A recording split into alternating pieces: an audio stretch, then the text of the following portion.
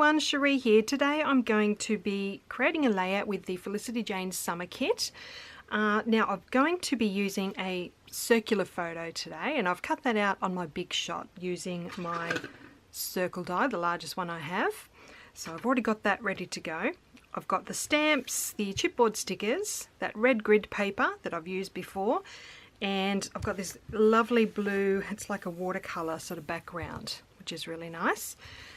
I've also gone ahead and fussy cut flowers from one of the other pattern papers, and I'm going to be using those and as my embellishments.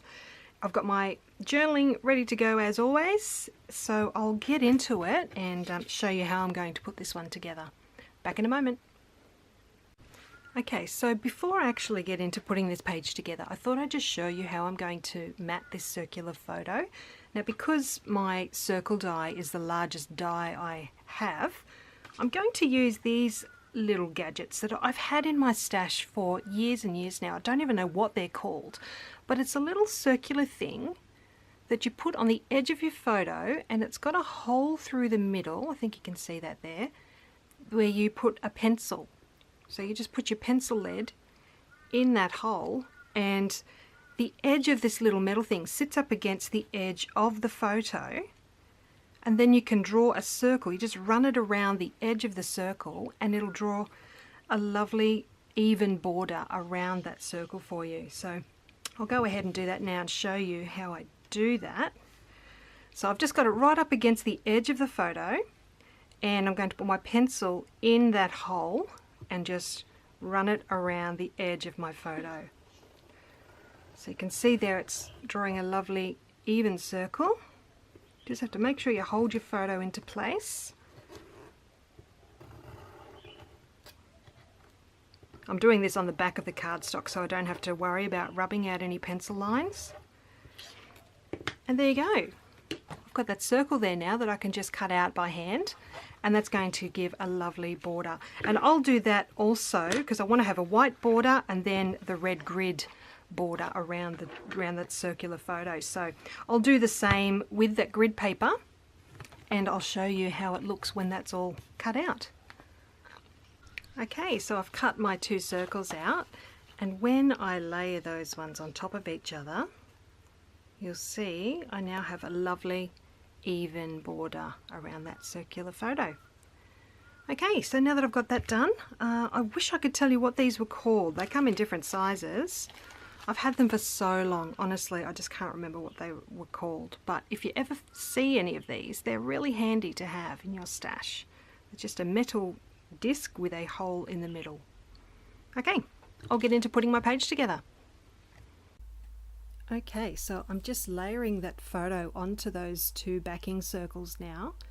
And I think I forgot to mention, when I was tracing that red grid circle, I used the white cardstock circle as my template. So that's how I got those two different size circles. So I'm now going to play around with my placement. So I've got my fussy cut flowers down below there, and I've cut two extra flowers that will lay on top of that floral arrangement, and that'll just add some dimension to that section. So just layering those on top there. Now, working on the top section now, I've got this Hello Die Cut speech bubble. So because I've got those reds down below, I really wanted to balance that page out with a bit of red at the top. So under that, I'm going to add some chipboard stickers. One says remember this and the other one says good times. So I'm just creating a little cluster at that top section there.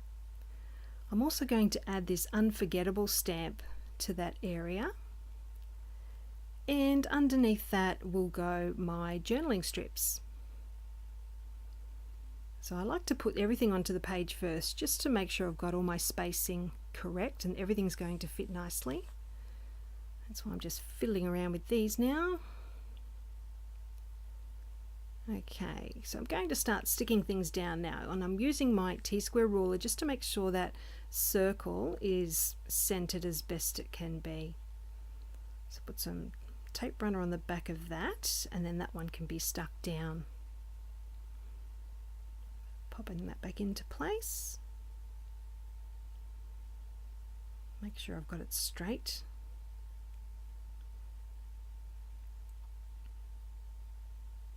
Okay, so now I can add my flowers underneath that. So I've just got some tape runner on the main middle section of that cutout piece, and I'm also going to add some little foam squares to the outer leaves on that left hand side so that those leaves sit up off the page a little and add some dimension. Just peeling that backing off, and now that can go onto the page. Now, so that it's looking nice and even, I've cut out that extra section of leaves, and I'm going to tuck that under the right hand side, again with some little foam squares behind it.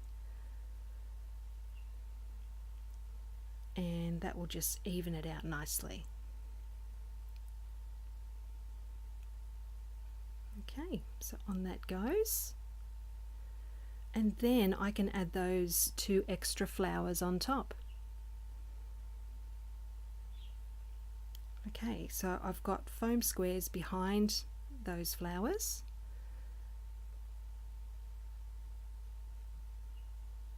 So they can just go straight over the top of those other ones.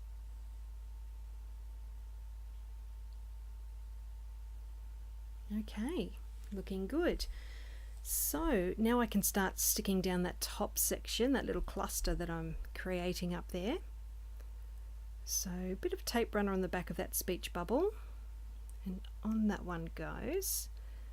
And now I'm just going to make sure it's centered using my T-square ruler, because once that is in the correct place, then it doesn't matter how the other ones go. Okay, so I've got the Remember This chipboard sticker going on there now. Now before I stick that Good Times sticker down, I'm actually going to stamp that unforgettable word, just so that I can move that Good Times sticker out of the way, because it's quite a raised sticker and I don't want it to interfere with the clear block as I'm stamping. So just doing a few practice stamps. I'll show you how that word looks. There we go. Okay, so I'll move that sticker out the way and then I can stamp that onto the page.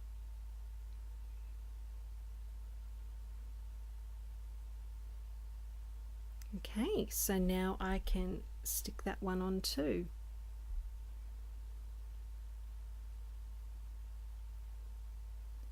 There we go. Alright, next I'm going to adhere my journaling strips, and I'm just using a really thin double-sided tape behind those. So get those ones on. I'm starting from the bottom just so I can get my spacing right, because if there is a gap between the journaling and the top cluster, then I can add something else in there. So that last strip going on there now, and yes, there is a little gap, so what I've done is gone in through those die cuts and found a little black die cut star, so that'll just fill that hole nicely. So I'll pop that one on with a teeny little foam dot, so that'll sit off the page a little as well. Okay, now I'm just thinking what else I can do to add to this page. I'll just give you a closer look at the dimension that those flowers now have and the leaves. And now I'm going to add some black paint splatters just for fun. So making sure I've got lots of water there so I get some nice drops, and I'm using that scrap paper just to mask those flowers so that I don't get big black drips on those. So a little bit more at the top there. Having a little bit of trouble. Need more water on that brush. There we go. A few more at the top. A couple more down there, and we're done. So next I'm going to add some little stitches to each end of the journaling strips. Normally I would stitch along these. It's one of my favourite things to do, but with these strips being so thin, it was a bit tricky to do that. So I've got a foam block behind the page, trying to be really careful because the paint's still wet, and I'm just piercing little holes at each end of those journaling strips. So now I've just got a needle and thread. Just by hand I'm going to add one stitch to each end of those strips. So you can see there, just one little stitch on each end. And that just adds a little bit of interest and texture to the page. So to finish off, I just need to add my date now. So I hope you've enjoyed seeing how I've put this one together today. I'll pop a link to Felicity Jane down below. Please let me know if you've got any questions, and I'll be back again very soon with another project to share. Bye for now.